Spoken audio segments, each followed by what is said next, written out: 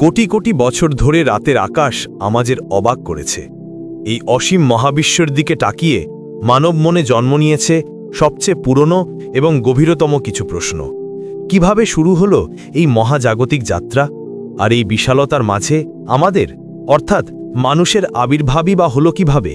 এই মহৎ রহস্যের পর্দা উন্মোচনে মানবজাতি দুটি পথে এগিয়েছে, একটি বিশ্বাসের, অন্যটি অনুসন্ধানের, একটি ধর্ম, অন্যটি বিজ্ঞান।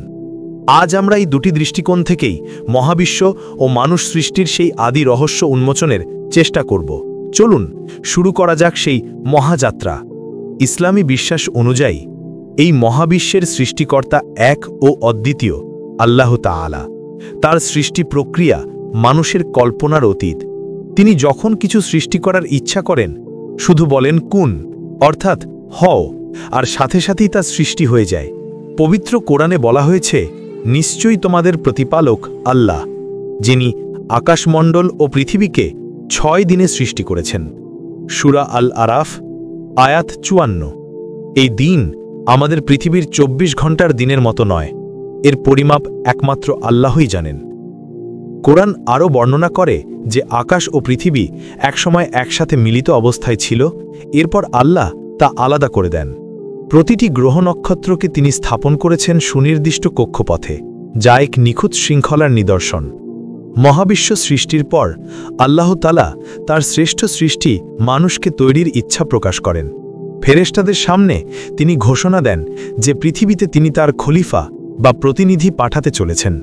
হাদিস অনুযায়ী পৃথিবীর প্রথম মানব হযরত আদম আলাইহিস সালামকে সৃষ্টির জন্য পৃথিবীর বিভিন্ন স্থান থেকে এক মুঠো মাটি সংগ্রহ করা হয়।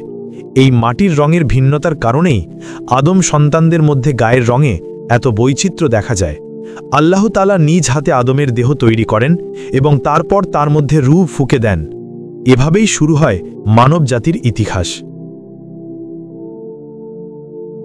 হযরত আদম আলাইহিস সালামের একাকিত্ব দূর করতে এবং মানবজাতির বংশ বিস্তারের জন্য আল্লাহ তার বাম পাজরের হাড় থেকে জীবনসঙ্গিনী হযরত হাওয়া আলাইহিস সালামকে সৃষ্টি করেন।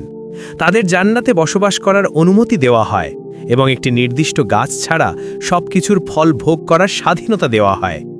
এটি ছিল তাদের জন্য এক পরীক্ষা, কিন্তু অহংকারী শয়তান তাদের প্রতারিত করে। তার প্ররোচনায় তারা সেই নিষিদ্ধ ফল খেয়ে ফেলেন। এই ভুলের পর তারা লজ্জিত ও অনুতপ্ত হন এবং আল্লাহর কাছে আকুলভাবে ক্ষমা প্রার্থনা করেন। আল্লাহ তাদের ক্ষমা করলেও একটি নির্দিষ্ট সময়ের জন্য তাদের পৃথিবীতে পাঠিয়ে দেন। বর্ণনা অনুযায়ী আদম আলাইহিস সালাম শ্রীলঙ্কায় এবং হাওয়া আলাইহিস সালাম জেদ্দায় অবতরণ করেন। দীর্ঘ বিচ্ছেদের পর আরাফাত ময়দানে তাদের পুনর্মিলন ঘটে। হযরত আদম আলাইহিস সালাম ছিলেন পৃথিবীর প্রথম নবী। তার ধর্ম ছিল ইসলাম, অর্থাৎ আল্লাহর প্রতি পূর্ণ আত্মসমর্পণ। পৃথিবীতে তাদের সন্তান সন্ততি জন্ম নেয় এবং মানবজাতির বিস্তার ঘটে। তাদের সন্তানদের মাধ্যমেই পৃথিবীতে প্রথম পরিবার, সমাজ এবং নৈতিকতার শিক্ষা শুরু হয়। এবার চলুন বিজ্ঞানের চোখে দেখি। আধুনিক বিজ্ঞান মহাবিশ্বের উৎপত্তির যে তত্ত্বটি দিয়েছে তার নাম বিগ ব্যাং বা মহাবিস্ফোরণ তত্ত্ব। এই তত্ত্ব অনুসারে প্রায় 13.8 বিলিয়ন বছর আগে এই বিশাল মহাবিশ্বের সবকিছু একটি অত্যন্ত উত্তপ্ত ঘন বিন্দুতে সংকুচিত ছিল।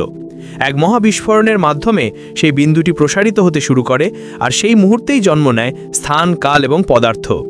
এই তত্ত্বের পক্ষে সবচেয়ে বড় প্রমাণ হল মহাবিশ্ব আজও ক্রমাগত প্রসারিত হচ্ছে এবং বিগ ব্যাংয়ের ধ্বংসাবশেষ হিসাবে রয়ে যাওয়া মহাজাগতিক পটভূমি বিকিরণ, যা আমরা আজও পরিমাপ করতে পারি। বিগ ব্যাংয়ের প্রায় 9 বিলিয়ন বছর পর আমাদের পৃথিবী গঠিত হয়।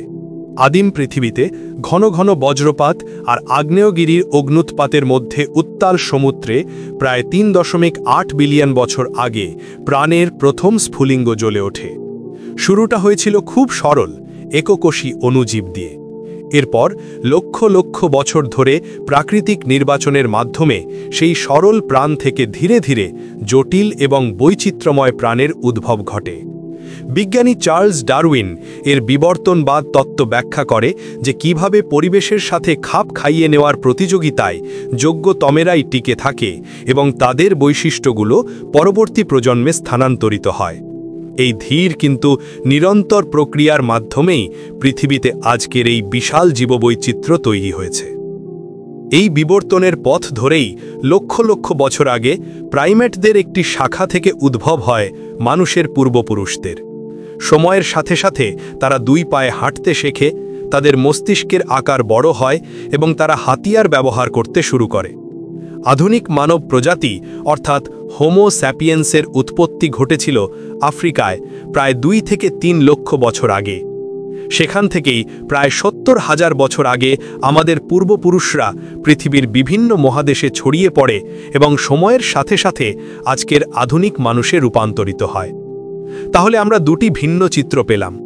ধর্ম আমাদের শেখায় যে এই মহাবিশ্ব ও মানুষ একজন সর্বশক্তিমান সৃষ্টিকর্তার ইচ্ছার এক মহৎ পরিকল্পনা। এই ব্যাখ্যা আমাদের অস্তিত্বকে একটি উদ্দেশ্য এবং আধ্যাত্মিক অর্থ প্রদান করে। অন্যদিকে বিজ্ঞান পর্যবেক্ষণ ও প্রমাণের ভিত্তিতে ব্যাখ্যা করে কিভাবে প্রাকৃতিক নিয়মের অধীনে মহাবিস্ফোরণ থেকে মহাবিশ্ব এবং বিবর্তনের মাধ্যমে মানুষের উদ্ভব হয়েছে। এই দুটি পথ হয়তো ভিন্ন, কিন্তু তাদের যাত্রার শুরু একই জিজ্ঞাসা থেকে। একটি কেনর উত্তর খোঁজে, অন্যটি কি ভাবের। আপনার কাছে কোন ব্যাখ্যাটি বেশি অর্থবহ, নাকি দুটি ব্যাখ্যাই একে অপরের পরিপূরক হতে পারে? এই মহাজাগতিক রহস্যের সামনে দাঁড়িয়ে আমরা সবাই এক চিরন্তন জিজ্ঞাসু। মহাবিশ্ব ও মানুষ সৃষ্টির এই রহস্য নিয়ে আপনার ভাবনা কি? আমাদের কমেন্ট করে জানান। ভিডিওটি ভালো লাগলে লাইক করুন এবং আপনার বন্ধুদের সাথে শেয়ার করুন। এমন আরও রহস্যময় এবং তথ্যবহুল ভিডিও দেখতে আমাদের চ্যানেলটি সাবস্ক্রাইব করে বেল আইকনটি প্রেস করুন। ধন্যবাদ।